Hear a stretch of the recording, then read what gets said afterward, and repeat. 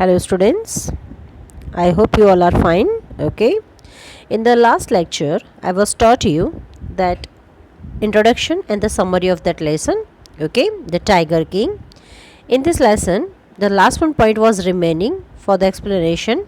So today I am going to explain you that point, and then after I am starting the textbook. So take the textbook with you and just understand the explanation given by me. Okay. In the last one topic that is the prophecy comes true, है ना।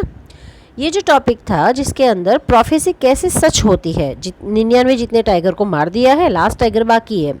अब दीवान था, दीवान को अपनी जो job थी उसको खतरे में आने को लग रहा था। अभी जो राजा थे वो क्रोधित होने लगे थे कि उनका लास्ट टाइगर बाकी है और उनको मारना ये कुछ भी करके।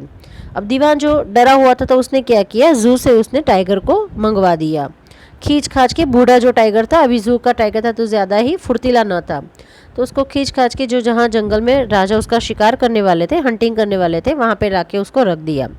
दीवान और उनकी वाइफ घर पे चले गए। उसके बाद राजा जी वहाँ हंटिंग पे निकले। जो टाइगर था उन्होंने उसको तीर से मारा, मतलब जो तीर की आवाज़ थी।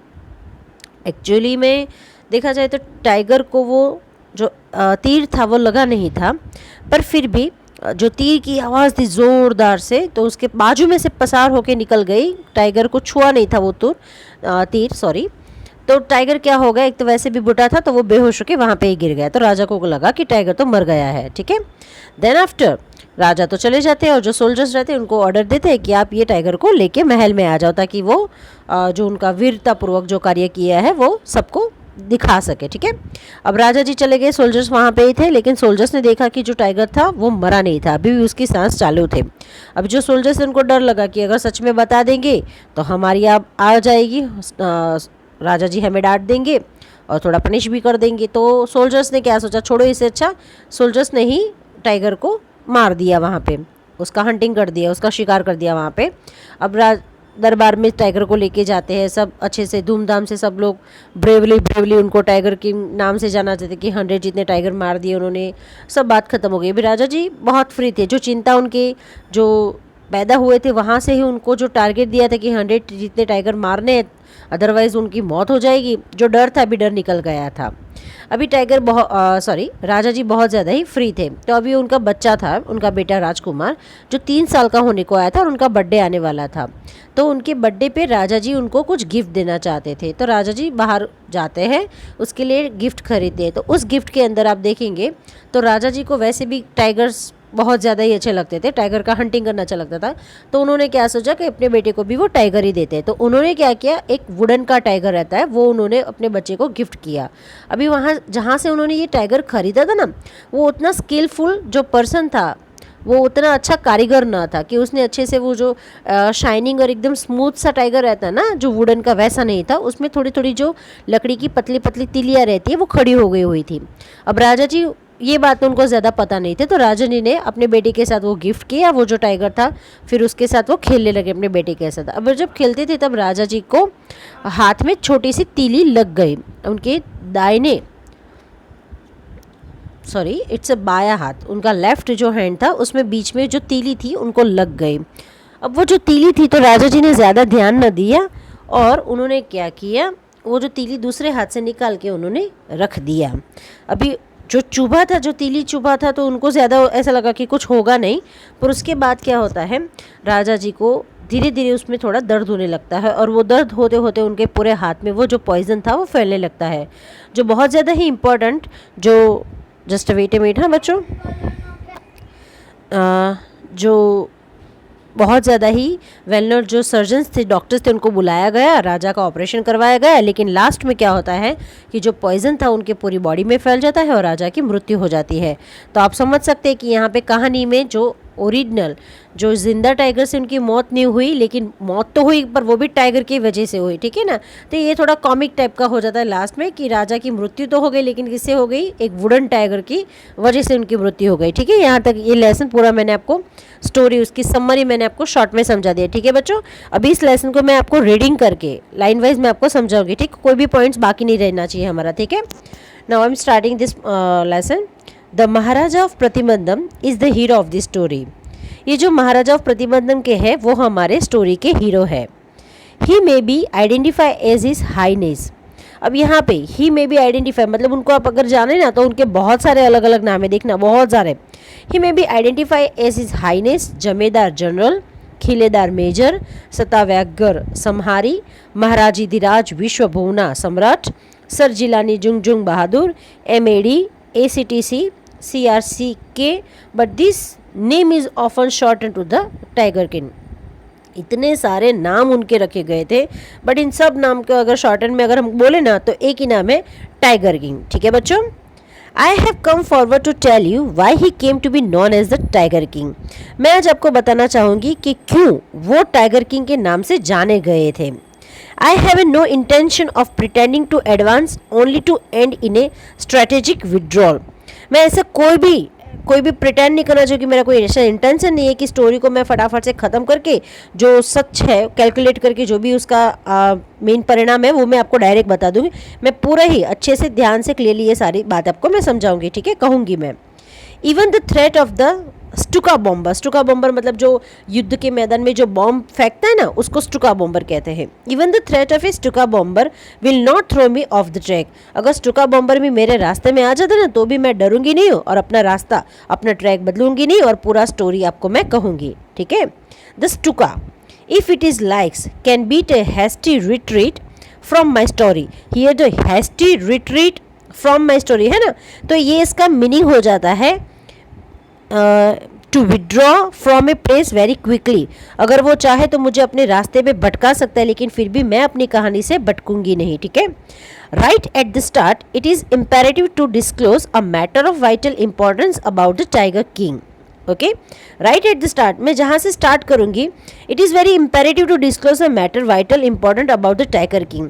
टाइगर किंग के बारे में वो इतने ज़्यादा इंपॉर्टेंस क्यों उनको दिया जाता था, उनका ऐसा क्या कैरेक्टर था कि बहुत ज़्यादा उसको बहुत महत्व देते थे और वो स्टार्टिंग से बहुत ज़्यादा इंटरेस्टिंग कैरेक्टर था। Everyone who reads of him will experience the natural desire to meet a man of his indomitable courage face to face. जितने भी लोग उनके बारे में पढ़ा है सुना है वो सबकी नेचुरल ऐसी ही इच्छा रहती है कि वो फेस टू फेस इस राजा को मिले, एक इनडोमिनेटेबल दैट अनडिफिटेबल पर्सन जिसको कोई नहीं हरा सकता, ऐसे राजा को सब कोई देखना चाहता है, सब कोई मिलना चाहता है, ठीक है।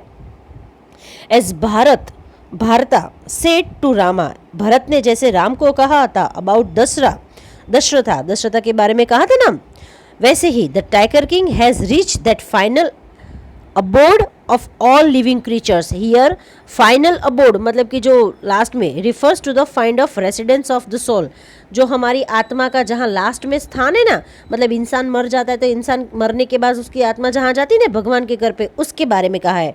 जैसे ही भारत ने राम को दशरथा के बारे में कहा गया था कि वैसे ही टाइगर किंग की आत्मा भी अभी जीवंत एक प्राणी में से अभी उनकी आत्मा एक भगवान के पास चली गई है, इन द सेंस कि अभी टाइगर किंग जिंदा नहीं है, ठीक है।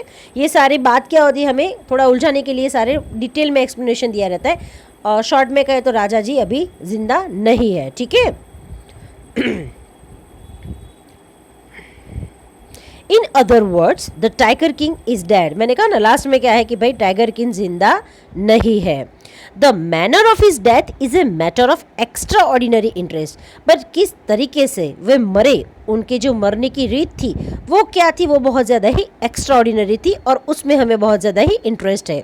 It can be revealed only at the end of the tale. अब ये जो कहानी में ये जो ट्विस्ट आता है ना कि उसका जो रिजल्ट है वो हमको लास्ट में ही पता चलेगा, पर मैंने तो आपको पहले ही बता दिया तो आपको ये स्टोरी अच्छे से याद हो जाएगी बच्चा, ठीक है। The most fantastic aspect of this demise was that as soon as he was born astrologers had foretold that one day the Tiger King would actually have to die. The most fantastic aspect of this demise was that उनका जो मृत्यु का जो ये प्रसंग है उसमें बहुत ज़्यादा एक ऐसा फैंटास्टिक एक एस्पेक्ट है जिसको हम समझ सकते हैं कि जैसे ही जो हमारे राजा जन्मे थे ना तभी उनकी मृत्यु के बारे में ये सब डिस्कशन हो रहा था, ठीक है। मतलब कि हमारे राजा जी जन्मे हैं, जो टाइगर किंग है वो जन्मे हैं और उनके सामने जो एस्ट्रोलॉजर बहुत ज़्यादा विद्वान जो पंडित रहते ना वो सब खड़े थे और वो उनके बारे में उनके भविष्य के बारे में सब कुछ कह रहे थे फ्यूचर में कि ये राजा ये होंगे, फलाना होगा, ढिमका होगा। फिर उनके मृत्यु के बारे में वो जो एस्ट्रोलॉजर विद्वान रहते हैं ना वो बोलते हैं। एस्ट्रोलॉजर हैड फोरटोल्ड दैट, उन्होंने एक ऐसी भविष्यवाणी की that one day the tiger king would actually have to die, जो टाइगर किंग है उनको सच में ही मरना पड़ेगा।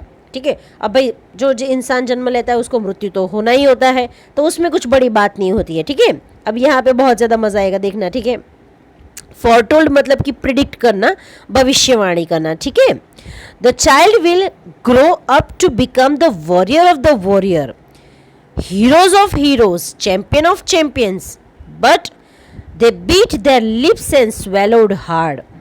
ये जो बच्चा है, ये पंडित ने कहा ना, देखो कोटेशन करके दिया है, द चाइल्ड विल ग्रो, ये जो बच्चा है वो बड़ा होके योद्धा का योद्धा, हीरोज बनेगा, चैंपियन बनेगा, मतलब जो चैंपियन होंगे उससे भी बहुत बड़ा, उतना ज़्यादा हीरोइस्टिक पर्सन रहेगा वो। बट पर फिर भी they bit their lips and swallowed, उन्होंने अपने दांतों को, मतलब कि अपने होठों को चबा लिया, उन्होंने अपने वहाँ पे अपने शब्दों को कंट्रोल कर लिया और कुछ बोलना चाह, लेकिन फिर भी वो नहीं बोल पा रहे हैं।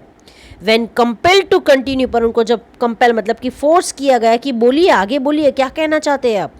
The astrologer came out with it, astrologer ने कहा this is the secret which should not be reveal at all, और ये एक ऐसा सीक्रेट है जिसको हमें बाहर रिवील करना ही नहीं चाहिए। And yet we are force to have speak out, the child born under this star will one day have to meet its death. अब ये जो सीक्रेट है मुझे नहीं बताना चाहिए, लेकिन आप लोग बहुत ज़्यादा फोर्स कर रहे हो तो मुझे कहना पड़ेगा कि ये जो बच्चे का जन्म हुआ है, जिस राशि में, स्टार मतलब जिस राशि में इसका जन्म हुआ है, उस राशि को एक दिन उनकी मृत्यु से उनको सामना करना पड़ेगा। At that very moment a great miracle took place. At that very moment मतलब कि जो विद्वान ये बोल रहा था तुरंत ही वहाँ पे एक अलग ही एक ऐसा चमत्कार हुआ उस जगह पे, सब लोग चौंक गए उस बात से। An astonishing phrase emerge from the lips of a 10-day old Jilani Jung Jung Bahadur, O wise prophet. अब एक ऐसा सोच, आप बिलीव नहीं कर सको, वैसे ही एक ऐसे शब्द मुझे सुनाई दिए, उन लोगों को सुनाई दिए। कौन? कि 10 दिन का जो छोटा बच्चा है उसके मुंह से वो शब्द बाहर आते हैं, और वो छोटा बच्चा कौन है? जिलानी जुंग जुंग बहादुर, मतलब हमारे टाइगर किंग। उन्होंने कहा ओ वाइज प्रॉफिट्स, अरे ओ महान विद्वान। Everyone stood transfixed in the super stupefactions, जितने भी वो लोग वहाँ पे खड़े थे ना, वो सब के सब बहुत ज़्यादा ही चौंक गए। कुछ भी ट्रांसफिक्स स्टूपिफिक्शंस मतलब कि शॉक्ड हो जाना, हर कोई वहाँ पे हिल भी नहीं रहे थे, उतने ज़्यादा सब लोग चौंक गए। भाई 10 दिन का बच्चा रहता है, वो बोलेगा तो कौन बिलीव करेगा। They looked widely at each other and blink, उनकी आंखों को ऐसे पटपटाते हुए वो सब एक दूसरे को देखने लगे कि ये सच में, ये हमारे महाराजी 10 दिन के छोटे बच्चे ही बोल रही है। O wise prophet, it was I who spoke, अरे ओ महान विद्वानों, मैं बोल रहा हूँ, मैं यहाँ पे जिलानी जंगजंग बोल रहा हूँ। This time wait a minute बच्चों, this time there were no grounds for doubt, अब इस समय पे थोड़ा सी भी शंका का कोई स्थान नहीं था। It was the infant born just 10 days ago who had enunciated the word so clearly. Here enunciated मतलब कि प्रोनाउंस करना, बोलना। ये जो 10 दिन पहले जो बच्चा जन्मा है, आज वो बच्चा बहुत क्लियरली वो बोल सकता है। जो कॉन्वर्जेशन कर रहा है वहाँ पे, उनको पूछ रहा है ये। The chief astrologer took off his spectacles and gazed intently at the baby, जो मेन मुख्य एस्ट्रोलॉजर थे ना, उन्होंने अपने चश्मे को निकाला और ऐसे बहुत ज़्यादा गौर करके उन्होंने बच्चे को सामने देख रहे हैं।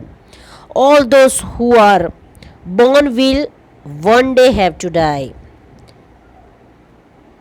We don't need your predictions to know that. बच्चा क्या बोला देखो, अब बच्चा बोल रहा है लेकिन इतने ज़्यादा बुद्धि वाले क्वेश्चन पूछ रहा है वो, कि जो भी इंसान जन्म लेता है एक दिन उसकी मृत्यु निश्चित है। अब ऐसे प्रेडिक्शन का हमें कोई ज़रूरत नहीं, आप ऐसे हमें भविष्यवाणी करके बताओ तो उसका कोई मतलब ही नहीं है। There would be some sense in it if you could tell us the manner of the death, अगर आप मुझे बताएंगे कि किस तरीके से उनकी मृत्यु होगी तो मैं कुछ समझ सकते हो, कोई सेंस वाली ये बात हो गई। The royal infant uttered this words in his little squeaky voice, squeaky मतलब कि नॉइजी वॉइस। अब जो छोटा 10 दिन का जो छोटा बच्चा था ना, उसकी जो नॉइजी आवाज़ में उसने पूछा ये कि हर एक की मृत्यु तो निश्चिंत है, अब वो मर जाएगा इंसान तो उसमें कुछ नहीं है, लेकिन अगर किस तरीके से वो मरने वाला है उसके बारे में आप हमें कुछ बता सको तो हम आपकी बातों पे थोड़ा विश्वास करेंगे, ठीक है। The chief astrologer place his finger on his nose in the wonder. Place his finger मतलब कि वो चौंक जाते हैं और वो सोचने लगते हैं।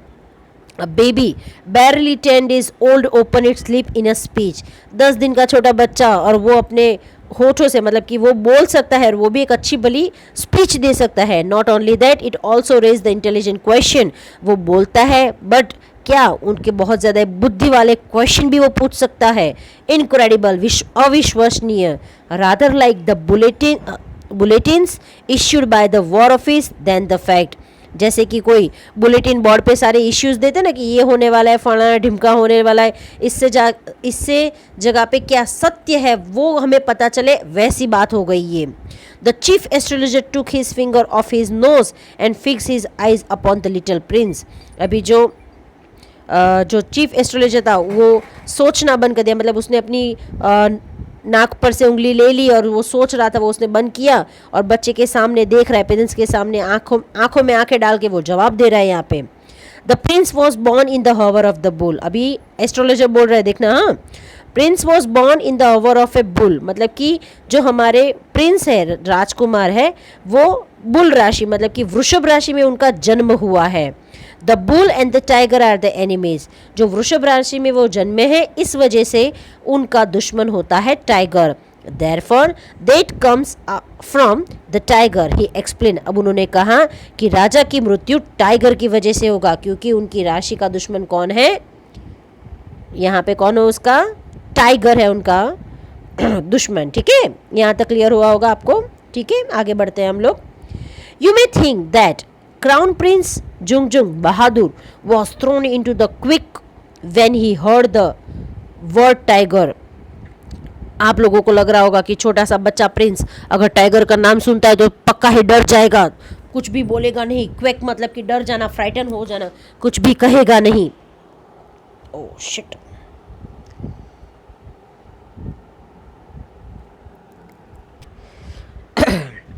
You may think that the Crown Prince Jungjung Bahadur was thrown into the quick when he heard the word tiger। आप सोचोगे, आपको लगेगा कि शायद ये छोटा बच्चा टाइगर का नाम सुन के बहुत ज़्यादा डर जाएगा, कुछ भी बोलेगा नहीं। That was exactly what did not happen। पर ऐसा कुछ भी नहीं हुआ। As soon as he heard it pronounced, the crown prince gave a deep growl, terrifying the words emerged from his lips। पर ऐसा तो कुछ भी नहीं हुआ। जो क्राउन प्रिंस थे, जो छोटा बच्चा था, राजकुमार था, उन्होंने बहुत ज़्यादा डीप ग्रोवल मतलब कि टाइगर में बोलते ना खाओ करके उन्होंने बोला। टेरिफाइंग वर्ड्स, बहुत ज़्यादा डरावने, ऐसे ज़ोर से उन्होंने टाइगर की आवाज़ निकालते हुए उन्होंने बोला, लेट द टाइगर्स बीवेयर। अभी टाइगर्स को बचना है, टाइगर को मुझसे बच के रहना पड़ेगा। This account is only a rumour's life in a Pratibandham. अब ये सारी बातें हैं ना प्रतिबंधम में, सारी गॉसिप के तौर पे, मतलब जितने भी लोग थे ना वो सारे ये सब सुन के बहुत ज़्यादा सब हर एक जगह पे वही चर्चे हो रहे थे। But with hindsight we may conclude it was based on some truth। पर अगर मैं सोचूं hindsight मतलब कि मेरी दृष्टि अगर हम याद करें तो ये मैं यहाँ पे लास्ट में कंक्लूड करूँगी सत्य कि भाई ये रूमर्स है कि सच बात है। But now we have to conclude the part 1। okay, I hope you will all were understand this one explanation। okay, in the next one my lecture I'm explaining part 2। okay, thank you so much।